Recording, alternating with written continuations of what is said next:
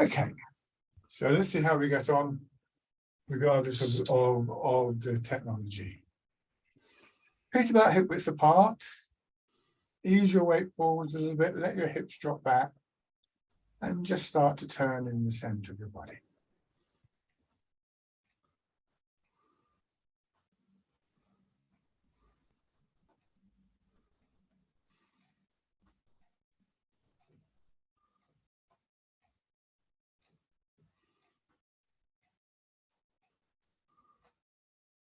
A couple of slow, gentle breaths.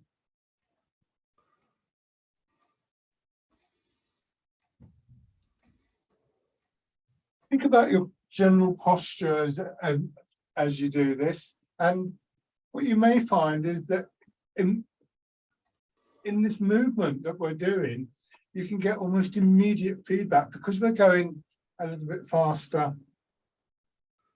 than we do in a lot of exercises. Somehow it's easier to feel things like the flow and the rhythm, responses within our body. And so you can experiment with this a little bit. What happens if you do pull your knees back a bit? What happens if you can let your hips drop? And so on and so forth, all very carefully. But of course, what we're looking for is that posture, weight a little bit forwards, hips just settling back, sitting into our hips.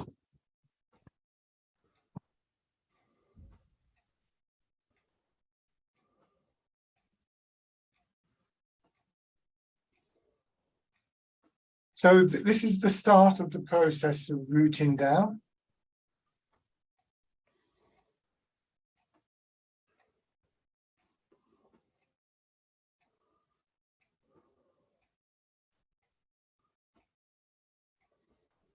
And feeling, for instance, that your pelvis can just hang from your spine rather than having to be held up. And as your center of gravity lowers, so we begin to get a releasing feeling around the center of our body and up to our back and into our shoulders. You get glimpses of that. It's not going to be there in total right from the start.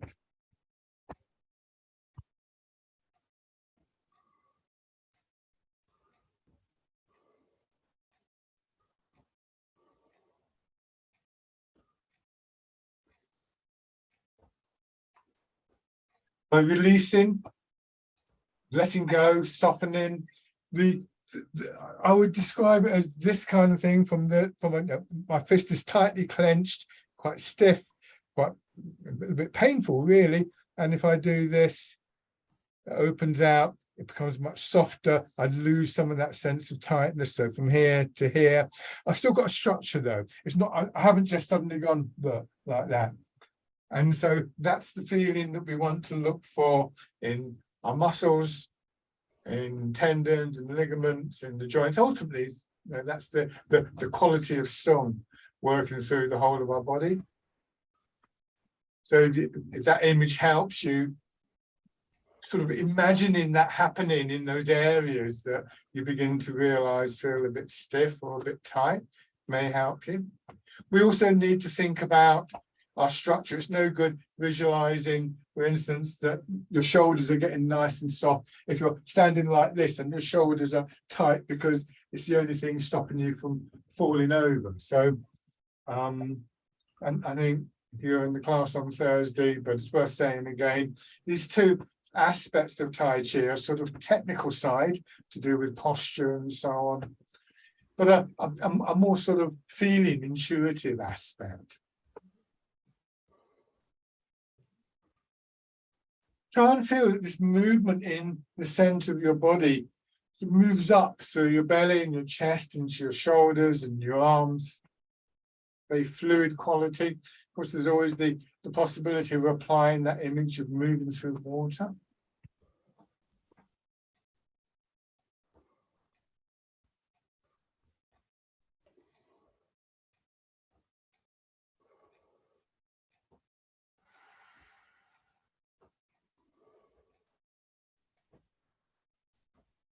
And then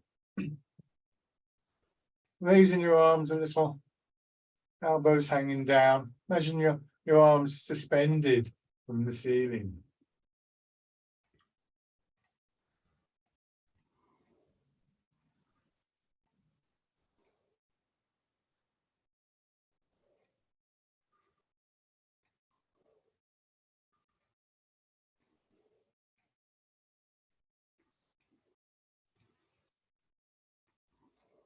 And then let your hands drop down. Trying to keep this feeling of your hips just dropping back, and rock your weight forwards and backwards in your feet. Closer so you can see what I'm doing. And I'm going quite a long way. If I go too far, you can see this happens, stiffen up, and tighten up. So first of all, getting a sense for how far you can move without going back to that feeling in your body of kind of tight gripping.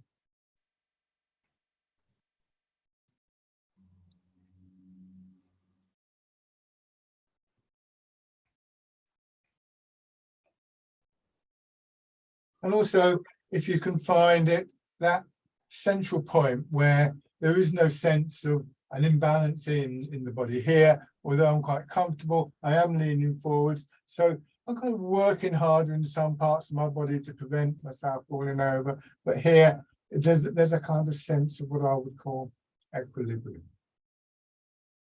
Just hold your hands in front of you.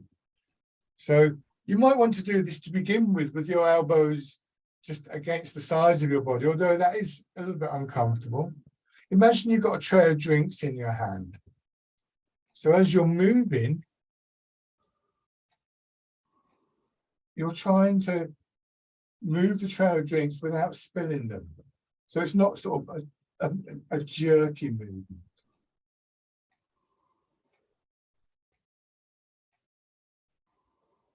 And then as you go forwards, just let your arms extend out a little bit and coming back in as they draw back. So you're just angling forwards to rest the drinks on the table, rest the tray on the table. Pick it up from the table. Notice the sense of movement in your arms and your hands, that quieter quality, but still with a sense of something happening, some kind of movement in your arms.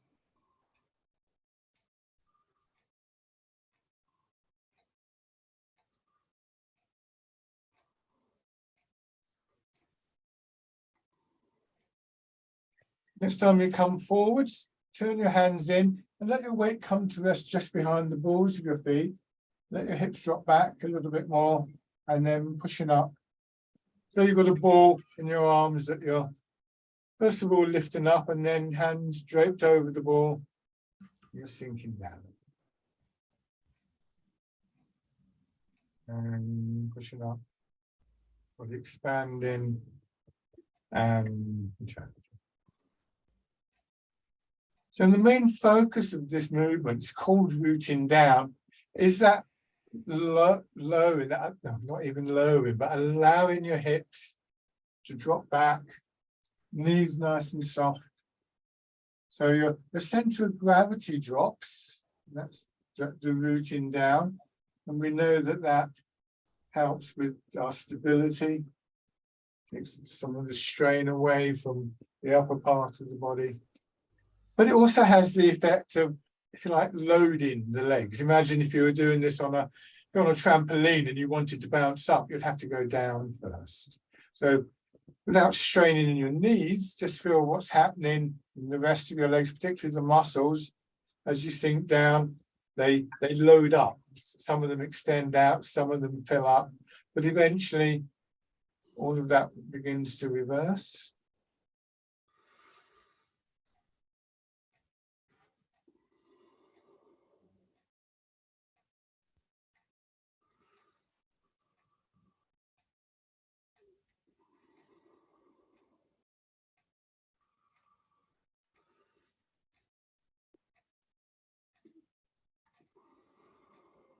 So this is the first sort of the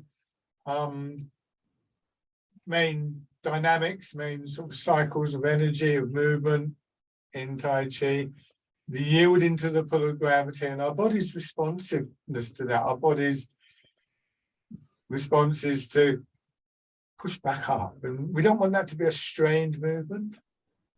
We want it to come from a quality of springiness, of elasticity, not hardness.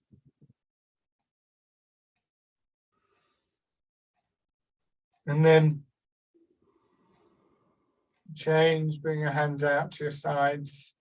Wild goose, same thing, that dynamic of yielding to the pull of gravity, feeling the responsiveness and the springiness of your body is something we want to try as much as possible to keep with us through all of the movements. So in our legs and hips, this is the same as the previous one, but there's a variation as we come in to our upper body. Our arms are doing something different. We have the image of the goose, the bird in flight.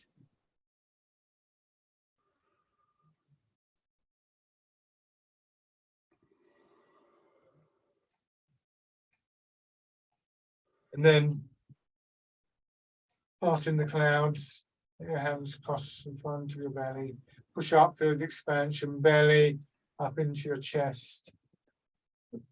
That movement, that expansion, pushing your arms out. So as we start off, then inevitably we're going to be moving our arms because that's the bit that we can see. Gradually our perspective will change. We return to a more internalized view, looking from the inside out rather than from the outside in.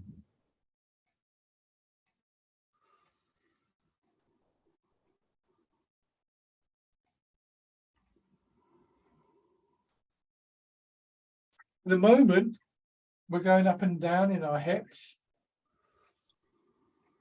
but we don't do that for all of the exercises. But nevertheless, just because our hips aren't actively dropping downwards doesn't mean that gravity has somehow switched off. So we want to try and get used to this feel of gravity flowing down through our body.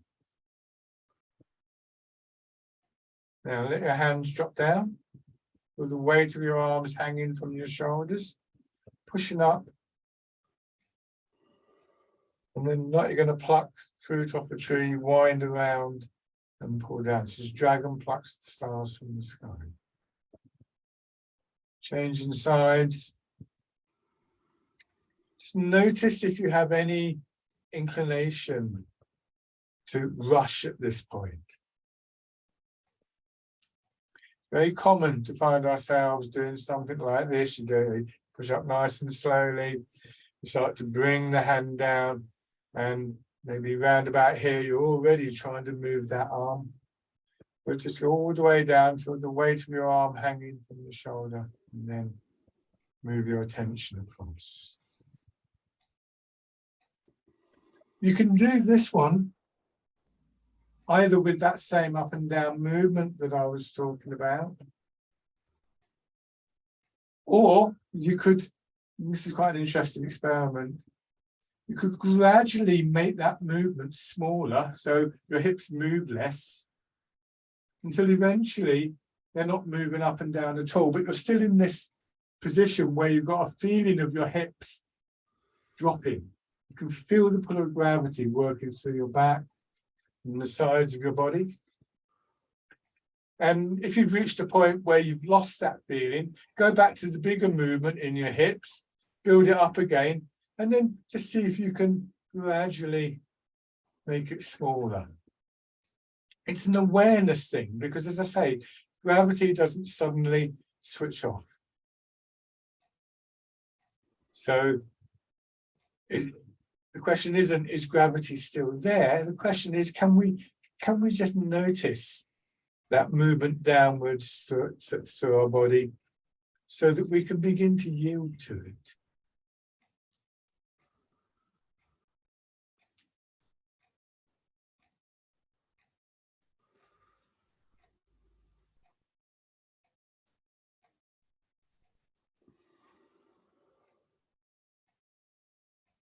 Do one more on each side.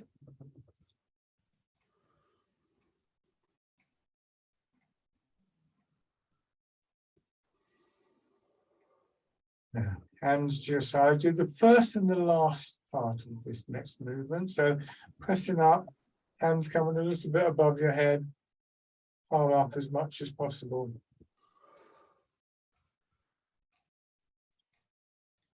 And then pushing sideways. And just a little bit in front of your body. Notice my hips still dropping back. So I'm still taking that posture to allow gravity to drop down. I don't want to be like this with my feet stiff and sort of trying to push myself up. This is what I'm looking for. It helps to just keep my upper body soft and just see if you can be aware of movements, mostly in your back, a sort of expansion and contraction, lengthening and contraction, depending on the movement.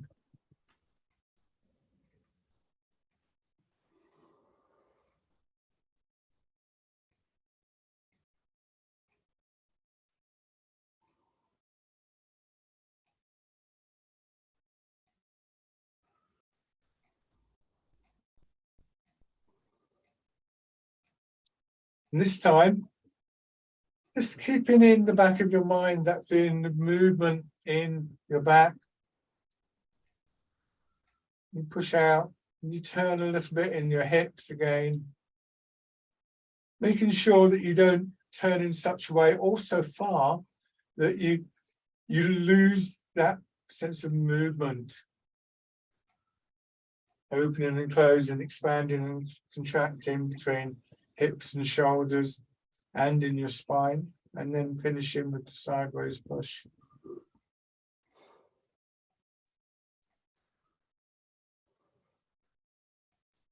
So by taking this posture, we begin to release some of the need, at least, for tightness and stiffness in our bodies.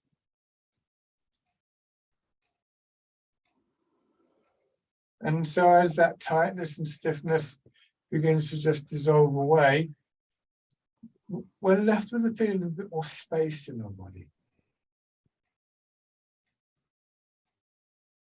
And we want the movements that we make, want them feeling the movement within our body to fill that space, not to strain against the edges of it,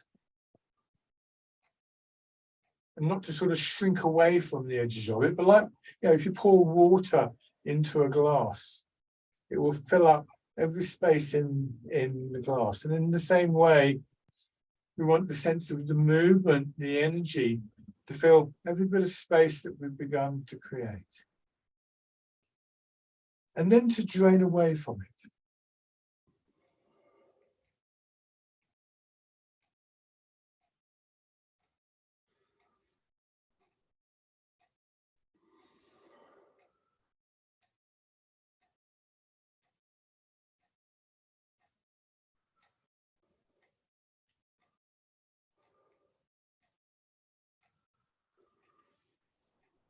All around of this.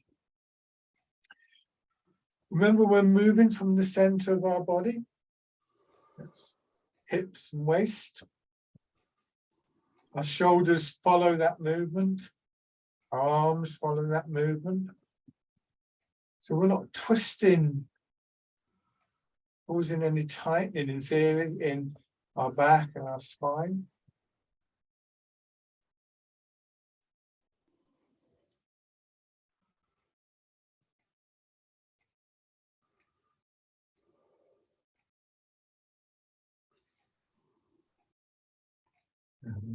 Let your hands drop down again and just expanding on one side of your body. So your arm swings out over above your head and then down.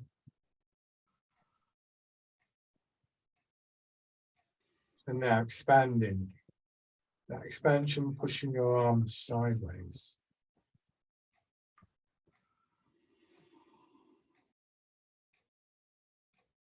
So remember the pull of gravity through your body causes, if you like, a kind of compression or contraction, depending on which part of the body you're focusing on. The response of your body, the springiness, is the expansion. And we can add a turn. So this time, that basic dynamic is changed, is directed, rerouted through the center of our body.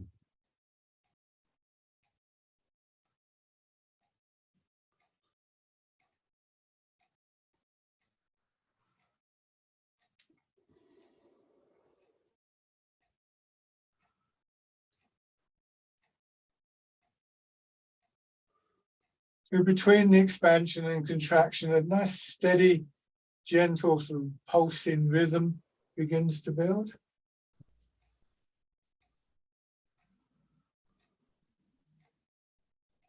Now switch sides.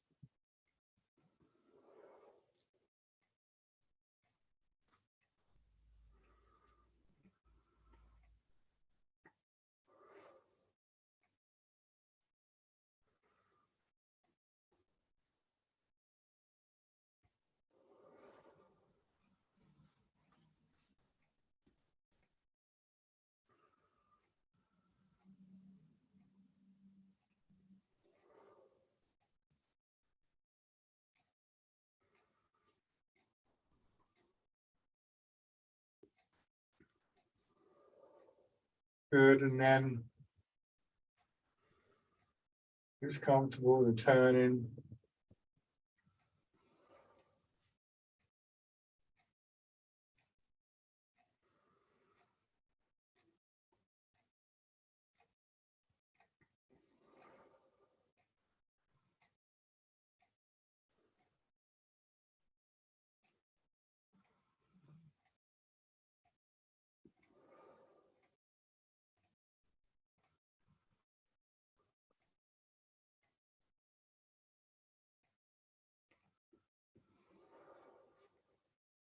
Rowing a boat in the middle of the lake.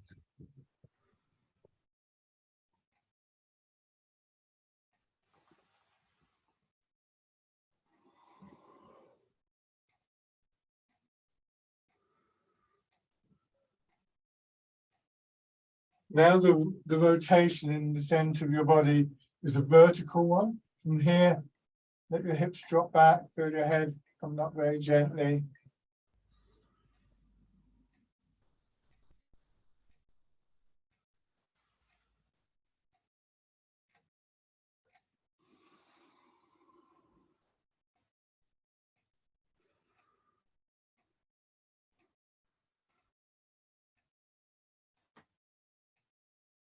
And then hands in front of me and turn first. And then push your hips back. So your hands are pushed forwards and then you swing around, turning the opposite way, polishing the table. So the center of our body can turn in different planes, left to right, forwards and backwards and so on. And depending on which way the center is turning, that's the way that our upper body follows.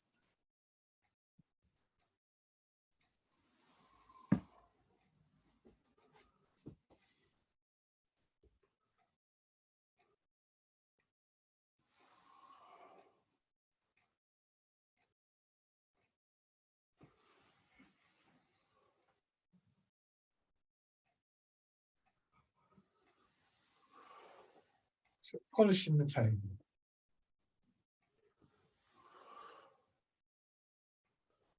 One more in each direction.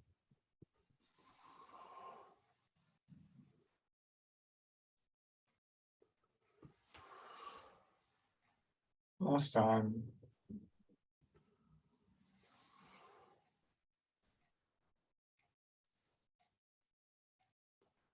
And just stand.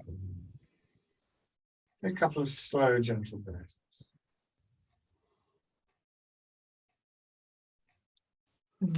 Shake it. So those movements all happening in one plane, of course, will give us an introduction or a reminder of really all but one of the key principles in Tai Chi. It's I sometimes think of Tai Chi as being a bit like one of these big boxes of Lego that I used to have as a kid. You know, there's only so many shapes you can have, but you used to sit there and they become all sorts of different things. So once we've got the basic blocks, basic building blocks of the art, we can build them up in various ways. Now, from this basic hip width position, turn your toes out a little bit, push your heels out, and then turn your toes out again, giving you a somewhat wider stance, horse riding stance this is. Again, let your hips sink, just allow yourself to drop down. You will see people doing this and they're kind of pushing hard and down and things like that. I prefer to just get a sense of, oh yeah, I can drop down. Yeah, don't do this, don't push your knees forwards or lean back or anything like that. This is really just to give you a bit more sideways space and a bit more space for your center of gravity to drop down as well. Begin to move your weight from side to side.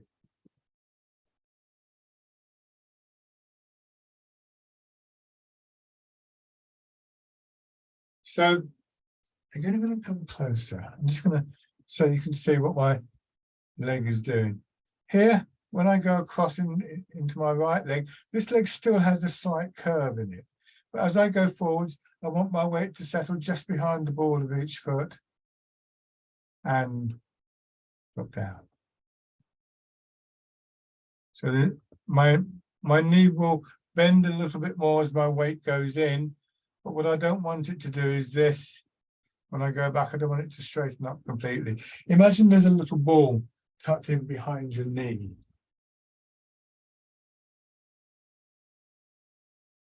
And your weight's moving to about 60% in each leg. So when I go into this leg, 60%, 40% is the ratio that I'm looking for, and then it changes over. Bring your hands in front of you. Go into your left leg, so mirror my movements. Turn. So I turn in the middle of my body as we were doing before. And as I turn, my arm rotates. And it also comes up to about shoulder height. Well, on the other side, I move across. So that's your right hand. I move into the right leg. I turn a little bit to the right. So no further than a point where I'm looking in the same direction as that foot. It may be less than that. My arm rotates at the shoulder and my hand comes up. So now coming back, left hand in front of your belly, turn, rotate your arm as you move across. This time, bring your hand back at shoulder height as you move your weight across. You turn your hands palm in, they're now holding the ball between them. You move back into your left leg and turn. So this is part in the wild horse's mane. The top hand just pushes straight down. And cross. Hold the ball and back. The weight moving. The center of your body turning. And then your arms responding by following the movement with this lovely sort of almost diagonal sense of expansion from one hip to the opposite shoulder. In this case, from your left hip to your right shoulder, like a kind of balloon expanding.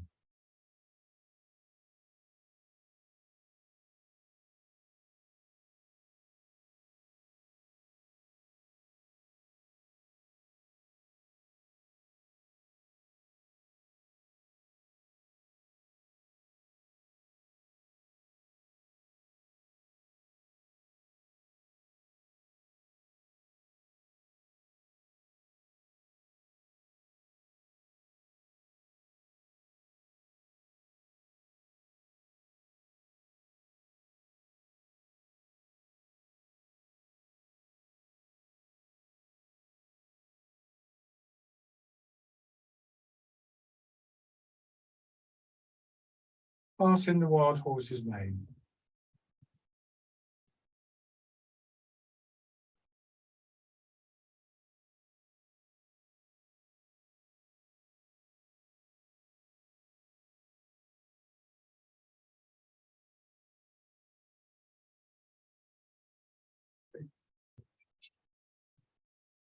So again, give your legs a shake. So we need a good structure to enable us to yield to the pull of gravity, to enable that build up of the space to allow the internal movement. And it's that internal movement that builds into the external movement. That's really what we're trying to do with all of the movements. In the first instance, when we see an exercise for the first time or something like that, then necessarily we work from the other way around. But as much as possible, whichever exercise you're doing, try and just sort of feel what's happening within your body when you do that, because no movement is really isolated. Even if I hold my hand in front of me and wiggle my little finger up and down, when it goes up I can feel something there, when it goes down I can feel something there. Nothing is totally isolated, and so we begin to build up those connections in the body. They come more into our conscious movement. Changing the stance, so from the parallel stance, hip width. Remember that hip width is, the idea is that your hips are supported in a way that they wouldn't be when they're there. So rather than getting too caught up on exactly how far should that be, just have a sense that you've got these sort of supports, feet to hips, ultimately to shoulders. Turn your left foot out just slightly and step straight forwards with your right foot. So again, you can see I've kept the width of my step. I haven't gone from here to here. It's here. The length of the step it's a relatively short step. So it's about the same in length as it is in width, perhaps a little bit longer. And once again, just as we were doing in the previous movement, your weight begins to move.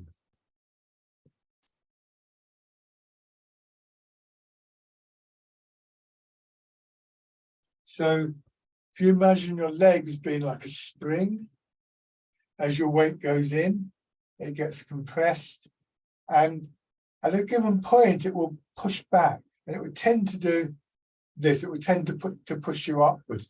But our intent, focus through the center part of the body, is for our weight to go forwards. So imagine there was a ball there, and as you feel the push, what happens is the ball is rolled forwards, and reversing that, of course, in the front foot. So always make sure you give yourself a little bit of time to settle in each supporting leg.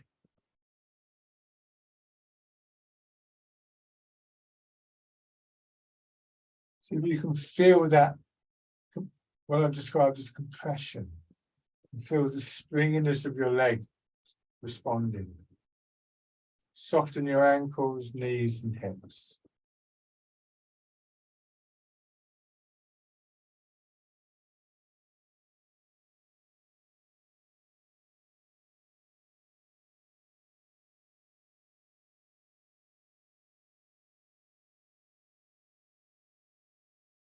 And then when you sit back this time, raise your front toes. You can now have the front foot slightly turned out, go forwards. Push your back knee forward so your heel comes up.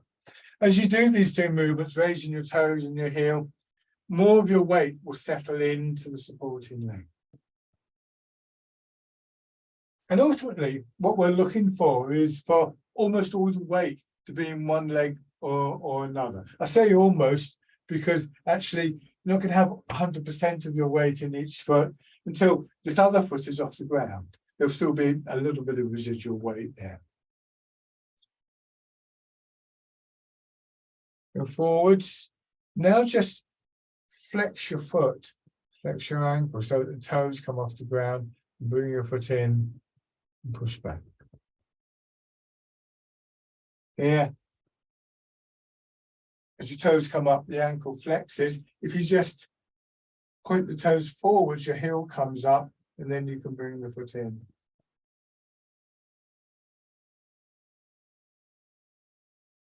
And try not to get caught up on the idea of lifting your foot off the ground at this point.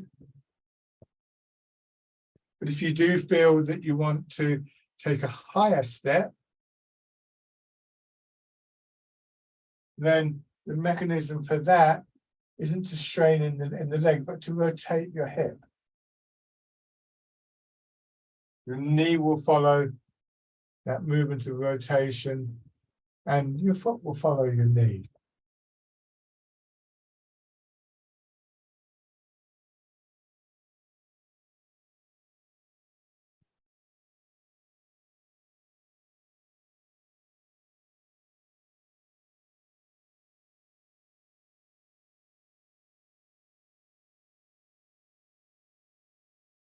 And then change over your other foot forwards.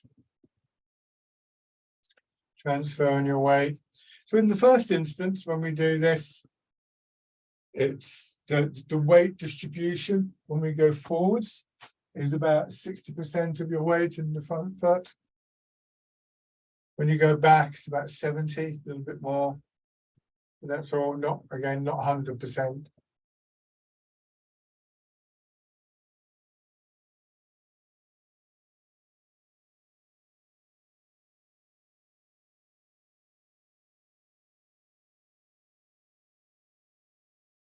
And then when we start to raise toes and heel, that allows a bit more weight to go in.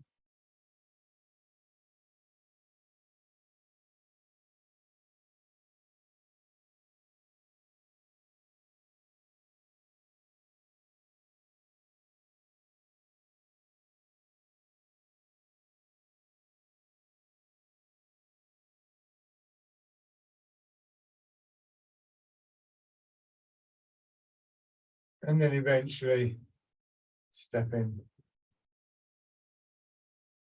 Notice how my foot comes in, back out and across. So it describes a little arc, a little bit of a circle, a quarter of a circle. This time it goes all the way forwards. So either forwards or backwards, depending on where you've got the room, just taking a few steps.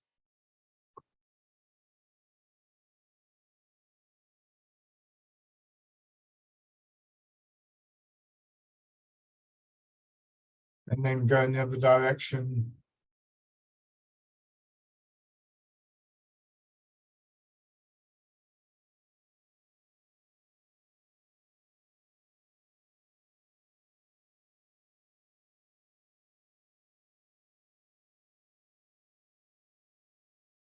Move it.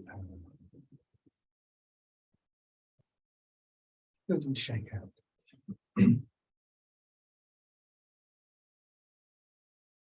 Okay, have your right foot forwards.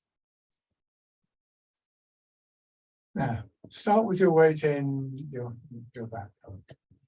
Arms hanging down. Just be aware of the weight of your arms on your shoulders. Notice that in this position, this arm is dropping down. It goes right past my hip. I'm not holding it there or doing anything with it. I just let my arm drop. That's where it will naturally fall. Nor am I leaning forwards and backwards. Watch what happens when I lean back. You can see how the arm moves, and when I lean forwards, that happens. And again, it's not that we would never do that in Tai Chi. There are movements where we tilt the pelvis, but actually the sort of reference point, if you like, the thing that we keep coming back to is this upright position, nicely in line with the pull of gravity. So now, then weight in your back foot, you push forwards. My arms obviously move with me, but as my body stops in the front leg, there's a little bit of momentum that swings my arms forwards. And the same thing, same idea, going back. So the movement of my weight generates the movement of my arms.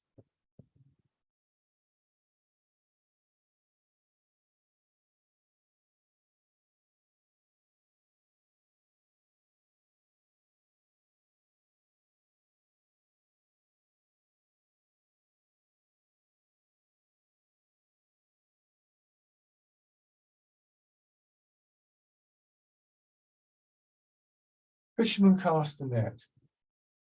As always, you can apply that image of moving through water, if that works for you. One way or another, notice my fingers. I'm not holding my fingers tight like this, nor am I leading with the fingers. As I go forward, I'll exaggerate a little bit. See how my arm is trailing behind. It's as I come to a halt that this happens. And then when I go back, my arm's moving forwards. I'm already starting to go back. So my shoulder, my elbow, my wrist, and then my fingers go back. And then when I go forwards, it's the other way around. So this movement of my weight, moving arms, and leaving a sort of nice soft quality in upper body, particularly shoulders, elbows, wrists, and fingers.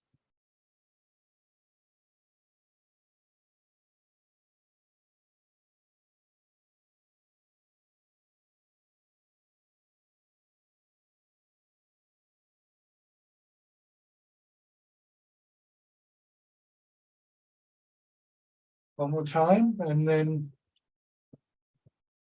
bring your hands in, drop your wrists down. Going forward, your hands are pushed forwards and they just naturally curve up. Pushing wave.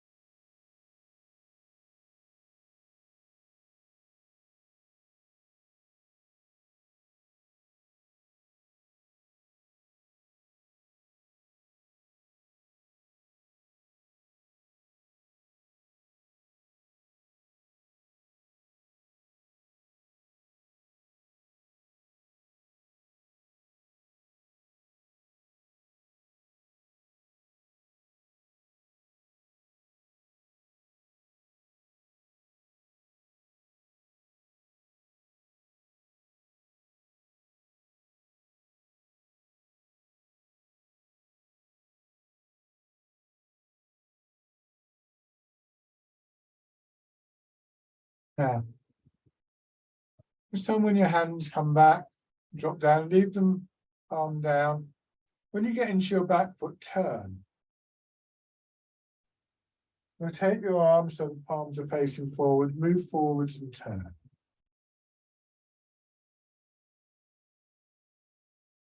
And they drop down a little bit and curve up, of course. Just put the feet moving through water. But what's happening in the shoulders and down through your back.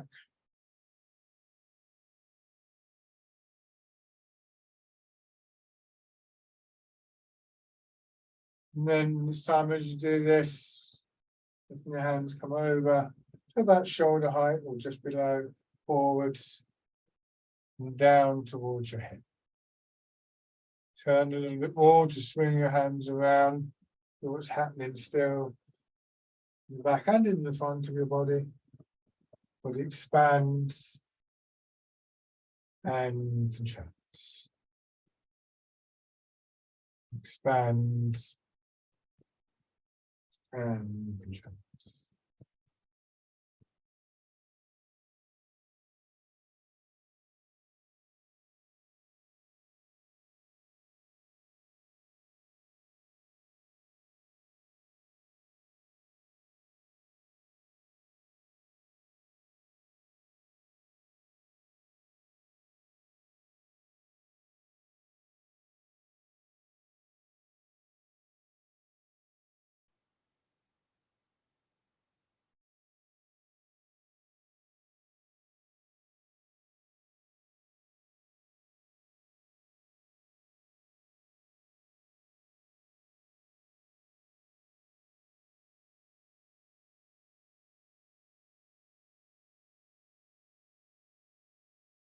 As you go forwards, this time, push your back knee forward so your heel comes up, bring your foot in, and then push back.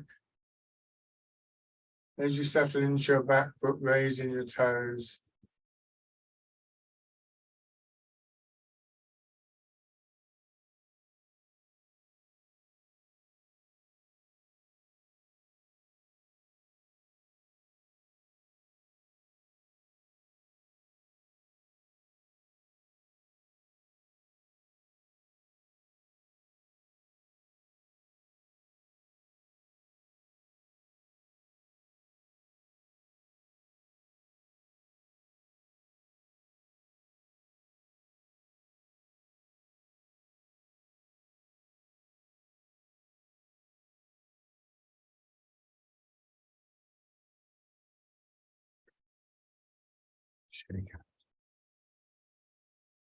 So,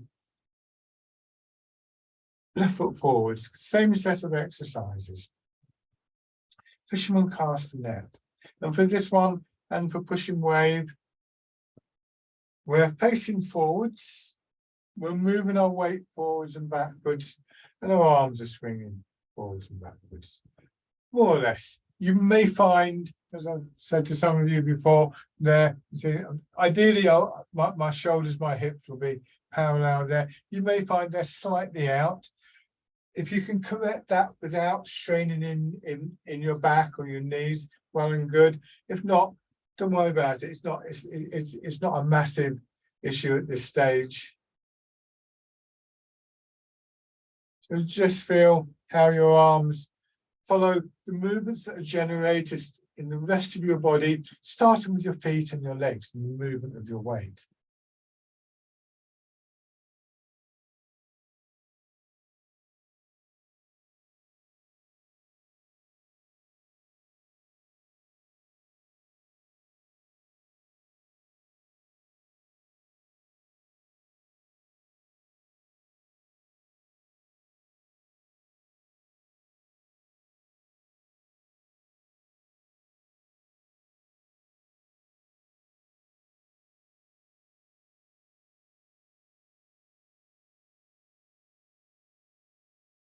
More time. And then your hands come in towards your hips, push and wave.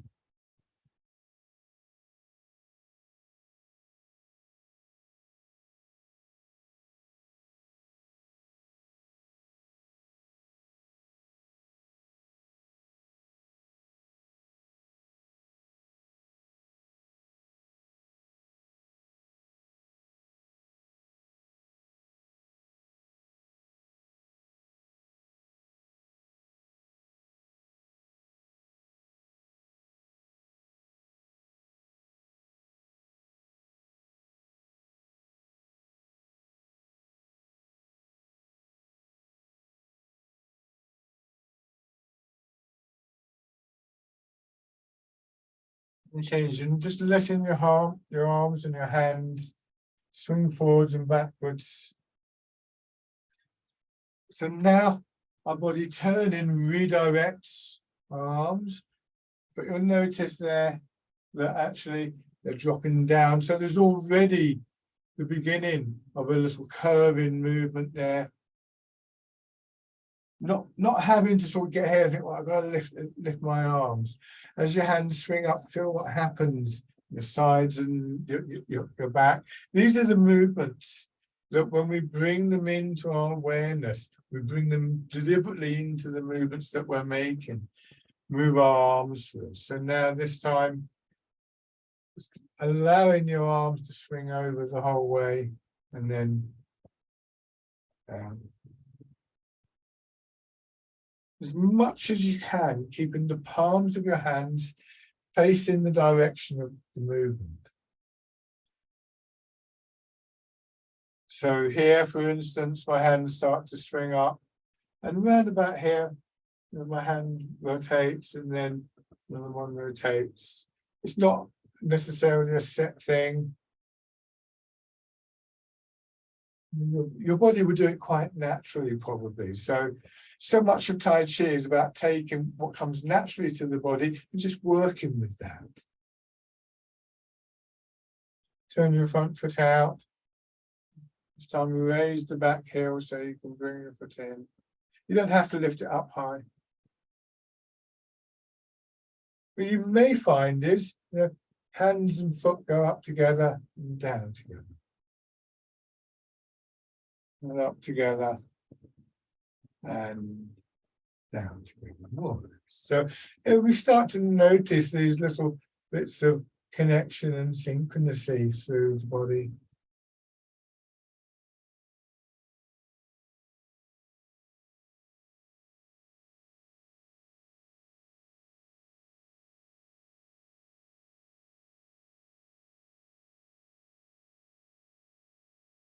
And then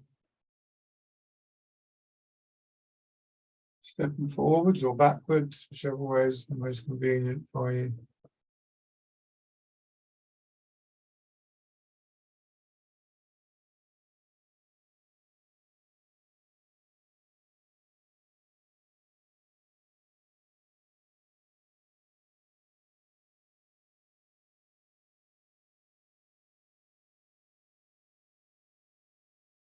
And then you can change the movement.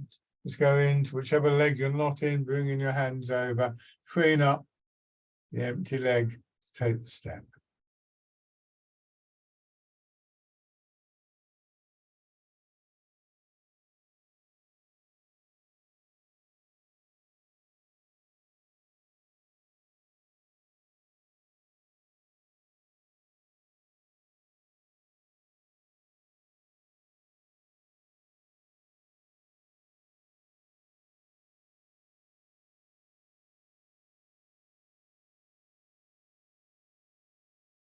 And bring your feet down.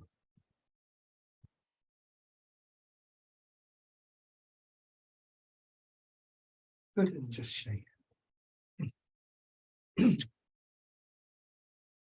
Lovely. Rubbing your hands together.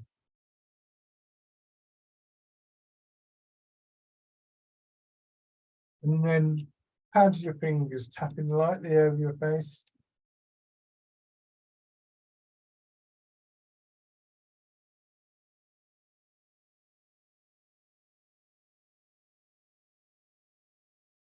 Over your head and neck.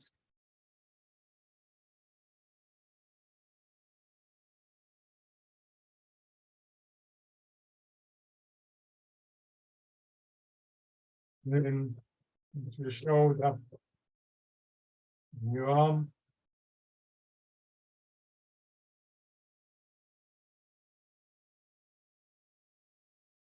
On the side.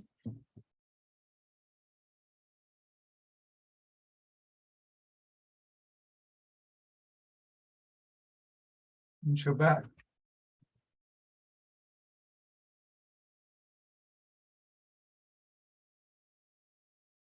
Around your hips.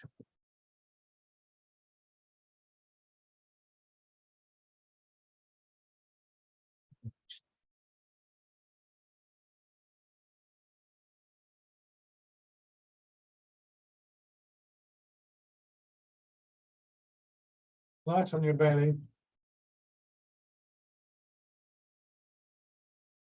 Then the upper part of your chest.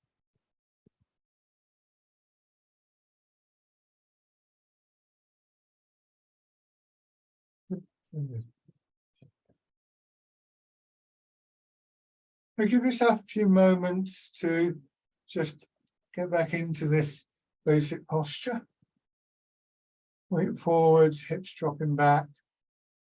A couple of slow, gentle breaths. And then hips drop down a little bit, or once again, loading the legs and then feeling them push you up. At the top of the movement, just aware of the way that gravity sort of overcomes the sense of push up.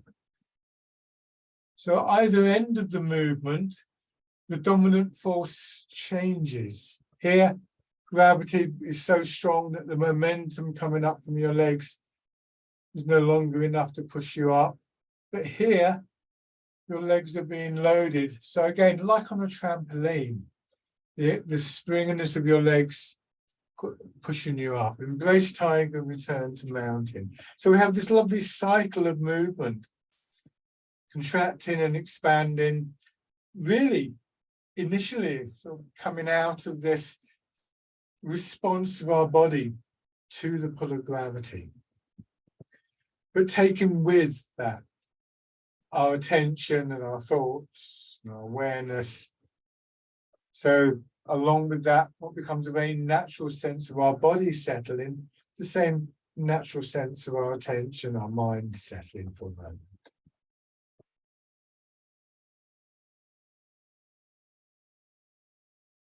One more time.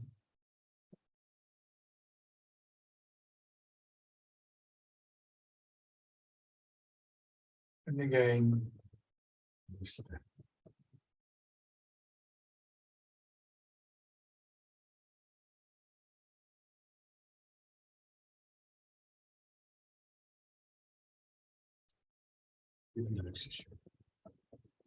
Lovely.